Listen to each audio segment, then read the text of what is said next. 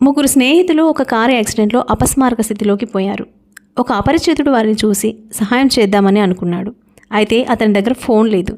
కారులో దాదాపు 6 ఫోన్లున్నాయి. కానీ అందులో ఒక్క ఫోన్ కూడా ఉపయోగించడానికి సాధ్యం కాలేదు. ఎందుకంటే అన్ని ఫోన్లు పాస్వర్డ్లతో లాక్ చేయబడి ఉన్నాయి.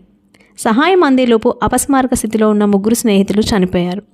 మరొక సందర్భంలో తన చిన్న కూతురుతో ఇంట్లో ఉన్న గర్భిణీ స్త్రీ ఎందుకో కుప్పకూలిపోయింది. తల్లికి ఊపిరి ఆడక ఆయాసంతో శ్వాస తీస్తుంటే ఆ చిన్నపిల్లకి ఏం చేయాలో తెలియలేదు. తండ్రికి పిలవడానికి ఫోన్ అందుకుంది. కానీ ఫోన్ కీప్యాడ్ లాక్ చేసి ఉంది. ఆ తల్లి ఊపిరి ఆడక చనిపోయింది. సో ఈ తప్పు ఎవరిది?